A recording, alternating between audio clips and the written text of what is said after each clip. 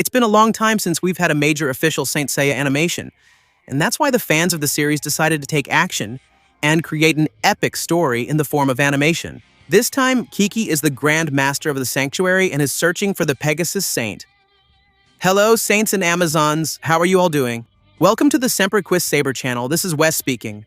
And today, we're going to analyze all the details of the first episode of the animation Pegasus Prelude, Celestial Chronicles, which was created entirely by the Hakuram channel, and now has an amazing Portuguese dub by the Vai Seiya channel. This is a fantastic animation made by fans for fans that tells an incredible story that shows what would have happened after the end of the movie Heaven's Prologue. Are you curious? So go ahead and click like, subscribe to the channel, turn on the notification bell, and let's get into this awesome video.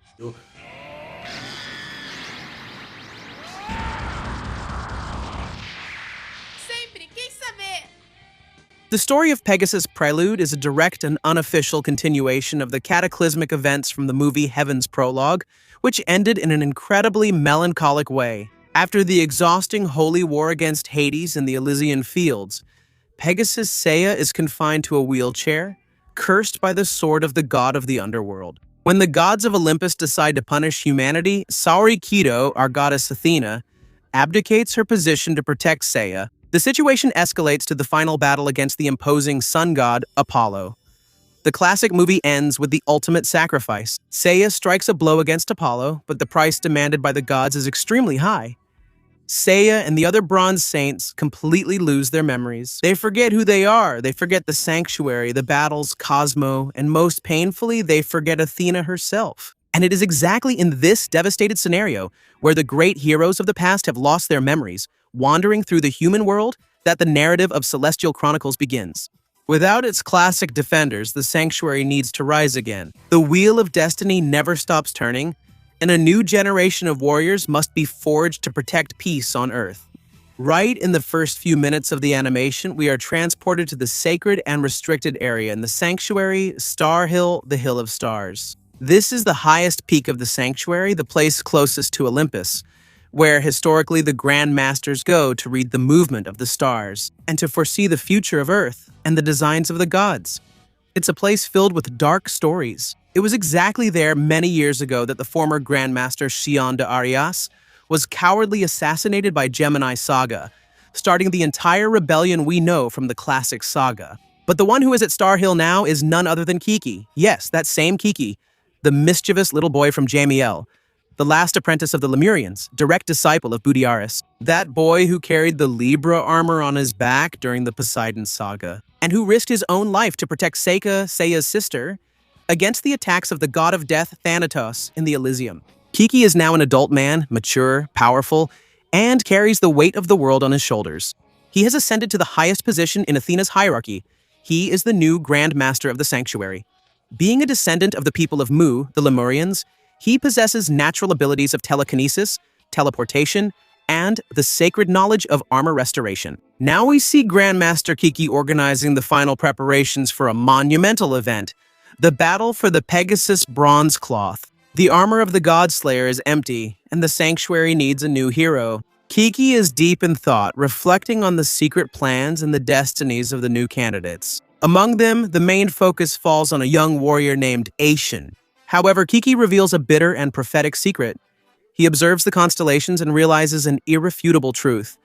No one there will be able to obtain the Pegasus armor. Kiki knows that shooting star simply isn't linked to Atrion. The Pegasus armor has a tremendous will of its own, and an indissoluble spiritual connection with the soul of the man who wounded the mythological body of Hades in the mythological eras. Passing through Terma in the 18th century and culminating in Seiya in the 20th century, the Pegasus constellation does not shine for just anyone, and Kiki already senses the tragedy. And even knowing the fate set by the stars, Kiki knows he needs to act. The Grand Master leaves Greece and personally travels to a secluded paradise island, a training ground that hides high-level warriors. Kiki's visit has a crucial purpose. He needs to find, evaluate, and recruit a warrior capable of wearing a special armor to strengthen Athena's depleted army. On this island, Kiki meets Anchio, the silver knight of the constellation Eridanus. This constellation represents, in celestial mythology, a sacred river, often associated with the river where Phaethon, the mortal son of the sun god Helios, fell after losing control of the solar chariot. Anchio acts there as a true master, a pillar of wisdom and discipline. Anchio of Eridanus is training his own disciples hard, shaping their bodies and minds. Kiki states his goal, but Anchio is firm and insists on a crucial point. His students are not being trained to be mere pawns, or to try their luck with the Pegasus armor. Anchio is preparing his disciples for a much higher destiny. They are destined to fight for the Orion armor, which represents the giant hunter from Greek mythology. Often considered the brightest and most imposing constellation in the night sky, the knights who wore the Orion armor have always been considered legends, wielding power that often rivals that of the Gold Knights. Just remember the legendary Jaga of Orion, who faced Seiya in the movie featuring the goddess Eris, or the powerful Rigel of Orion in Saint Exu, whose blue flames could incinerate formidable enemies. Or even Eden of Orion in Saint Seiya Omega. A silver cloth of such lineage demands a bearer with an overwhelming cosmo, justifying the strict training of Anchio of Eridanus on the island. And now let's learn about the life of the disciple named Atrion, the one whom Kiki was observing on Star Hill. And what we discover is a tale of pain that masterfully ties this new story to the events of the classic saga. It is revealed that Atrion had a tragic and brutal past. He is the result of the union between a Greek woman who died in childbirth and a French man who became his father. The life of this family was destroyed in a brutal and violent attack. Atrion's father was not a warrior with Cosmo and armor, but he had the courage of a true knight when he sacrificed his own life, serving as a human shield to protect his young son from the assassin's attack. This attack was secretly orchestrated by the sanctuary itself, but not under the orders of Kiki or Zion. The attack happened during the 13 Years of Terror, when the sanctuary was ruled by the false Grandmaster, none other than him, Saga of Gemini. When Saga seized the throne after killing Zion and trying to assassinate baby Athena, he established a regime of fear and tyranny throughout the region surrounding the sanctuary in Greece and beyond. Under his evil personality, disguised with the helmet and robes of the Grandmaster, Saga ordered massacres of entire villages, searching for candidates to become knights. He sent assassins to eliminate anyone who asked too many questions, or who could be a threat to his illegitimate reign.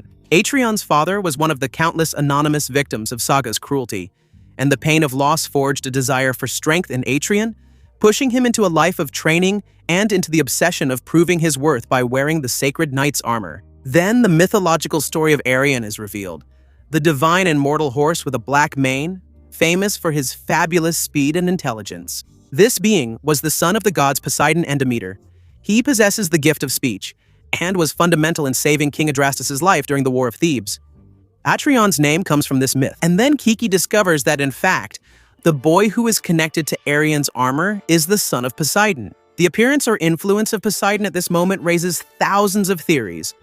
We know that in the classic universe, Poseidon's spirit rested inside Athena's amphora. Julian Solo, the billionaire heir of the Solo family who served as the vessel for the god during the terrible war in the underwater temple, was freed from his possession and began traveling the world helping flood victims alongside Sorrento of Siren. However, the god of the seas did temporarily awaken in a show of respect for Athena to send the gold cloths to the bronze saints in the Elysian fields, saving them from Thanatos for a few crucial seconds, which means that the presence of Poseidon's Cosmo may be linked to an appearance of the god of the seas in the Chronicus Celestes. And if you enjoyed this summary full of interesting facts about the animation of Santa Seiya, Chronicus Celestes, I'll leave the link with the complete dubbed episode for you to check out in the first comment of this video.